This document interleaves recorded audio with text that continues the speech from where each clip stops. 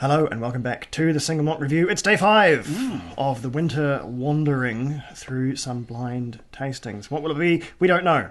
Will we get it right? We don't know. But probably not. So buckle in for that one and let's see what we've got today. Yes. Courtesy of the tankard. Slightly less wintry day today. Still cold, but Still pretty into jolly short cold, sleeves really. territory. But, yeah. Good to see the sun anyway. And we've got, is it a 9? Is it a 6? It's not a 9 because there's only 8 in there. So by process of elimination, by Holmesy introduction, probably the only you're going to see today, it's a 6. Oh, Almost opened it again. Good grief, it can go over there. All right. And it's still not the mega dark one. That's totally going to be last, isn't it? It's going to be canonical now. That's looking pretty hearty, though. yeah, that is a nice colour. In fact, they're all looking pretty hearty from now. So, let's see what we get.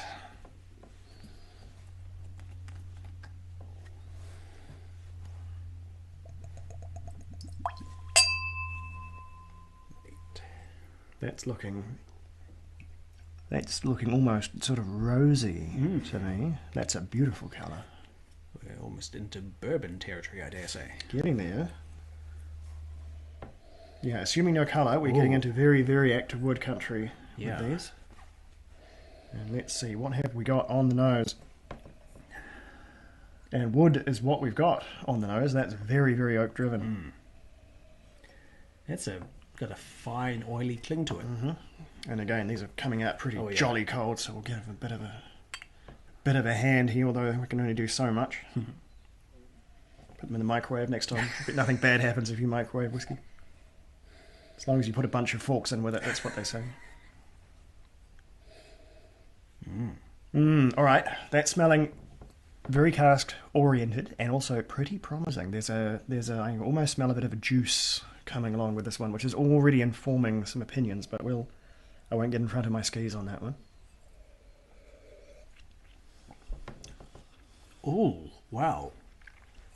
Oh, All right, that's potent.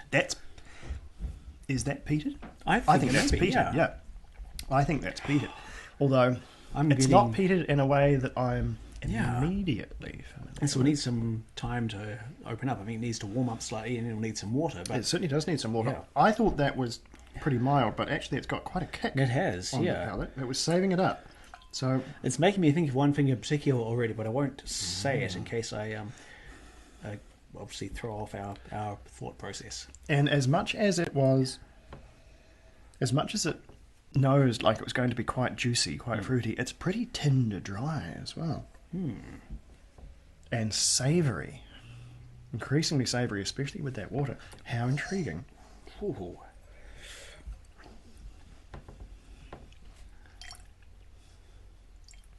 There's a familiarity here. Yeah. It tastes, well, we'll come at it from the outside in. It tastes quite conventionally Scotch to me. I'd be very surprised if this was Southern Hemisphere. There is a... If it is, then it's using imported peat, surely. Yeah, no, this is it's articulate Yeah. in a way that younger, certainly anything out of New Zealand, Australia, I'd be quite surprised by. There's a restraint. There's a restraint to it which we, as a young distilling country and Australia, just have not learned yet. Yeah. And the peat is strong but under control. It's reminding me a lot of peated Bunnahabhain. It's got that very rich backbone of the whiskey itself, but with the peat added on top, like a I don't know, just an icing on the cake. Yeah, that's a good pick. It's almost, the peat is very present, but there's a moderation to it, which Yeah. is making me a bit weird for Isla.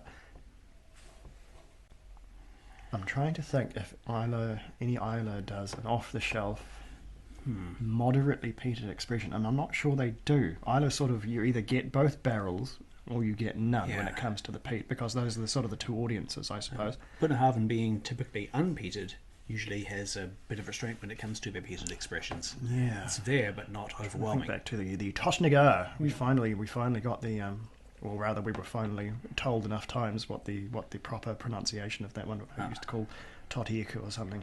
That extremely tortured word they give to their no age statement, peated expression. And then going over to the mainland, you have the likes of the old Ballantrae, which has a similar kind of rich, dark whiskey, but with a hearty Isla peat smoke on top. I don't know. I don't know if I'm confident on Scotch. I'm confident on Scotch, and then I get a bit shaky. Yeah. I get a wee bit shaky. What was your there? No, you've already told me your cursed pick. Bunnahabhain peated. Peated Bunnahabhain. Peated Bunnahabhain. All right. Can I offer something else? What are we getting in here in terms of spirit character beyond the peat? It's not as richly sherry driven as I expected from the colour.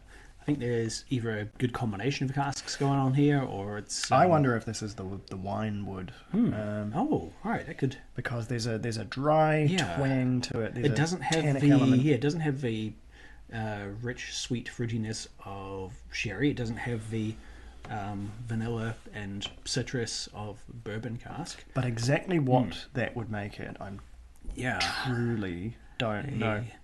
Killoman are always playing with weird and wonderful barrels. I just don't think this is peat enough for Killoman. Killoman comes, we talk about both barrels. They've invented a third, if not a fourth. The BFG of peated whiskey.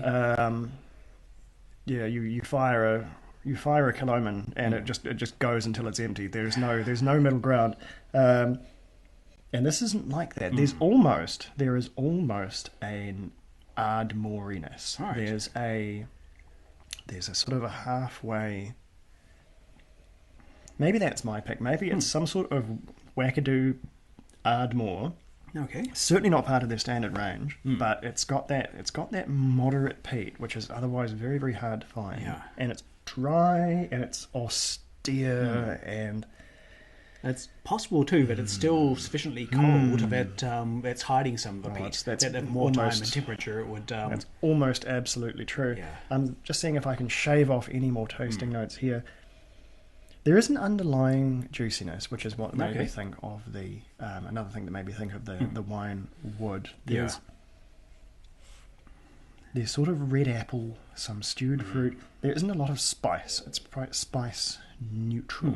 So that's why I don't think it's sherry, but it could be pretty well worn sherry. But then there's the colour, which is enormous, which is another arrow pointing in the wine wood direction. It doesn't taste like a super old whiskey, but it is a very mature colour. So one way to achieve that would be red wine barrels.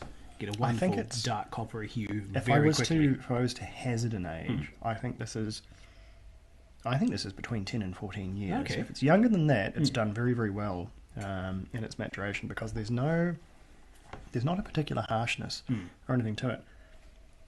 It is just one of these very difficult to pick whiskies that really keeps its head down beyond the peat, which is a bit of a false flag, because that can lead you in any number of different directions.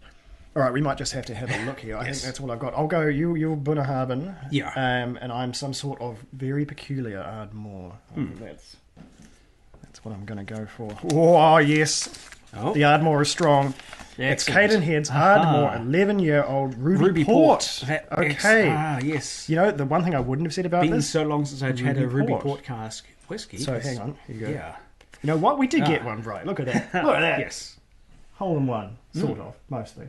So, 11 years old, Cadenhead's... bet I did spend some time staring at this on the shelf. I had an Ardmore recently, but it wasn't this one. It was a different one. 46%, 11 years old. Yeah. And Ruby Port.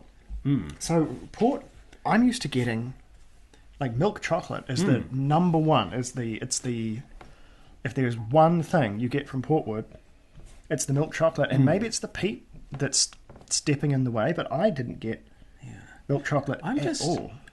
With benefit of hindsight, I'm getting a little bit of kind of American milk chocolate. So it's touch of sweetness, but with that acidic You're going to have to fill me in on what American milk chocolate is. American milk chocolate New Zealand is milk like chocolate. the rest of the world's milk chocolate, except they add butyric acid into it to make it taste of curdled milk or vomit. Why? Because in the old days, America was producing a lot of chocolate before refrigeration was a big deal, so often the milk used in it was a little bit old, a little bit curdled, and made it more shelf-stable. But now the American palate is accustomed to chocolate, which literally tastes of vomit to the rest of us. They still add Hershey's, for instance. They still add, I think it's butyric acid, to emulate the richness of curdled milk.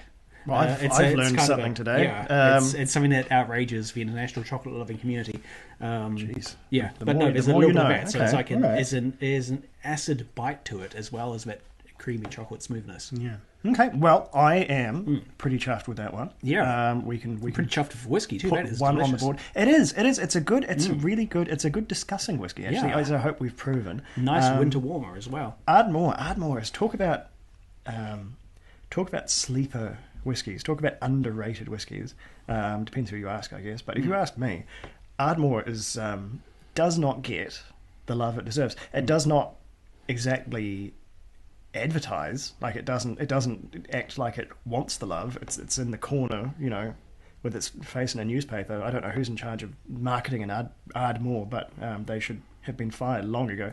It is just a deeply unfashionable whiskey, and it's probably a complete bastard to blend as well because of that, because it's by default has peat. The normal style of Ardmore is peated, and for an unfashionable whiskey that would otherwise get tipped into blends, that kind of rules it out of that as well. So it's almost got nowhere to go. It's just a weird spot, but I think it's really good. And probably because it's so little in demand, it shows up in independent bottlings everywhere. It's like the Colila of the Highlands, I guess, in that it just seems to be, if you want it, you can have it. There's casks. There are casks for you rattling around in warehouses everywhere. And so if you try it and you do like it, it is both one of the most available independently bottled whiskies and one of the cheapest, hands down the cheapest.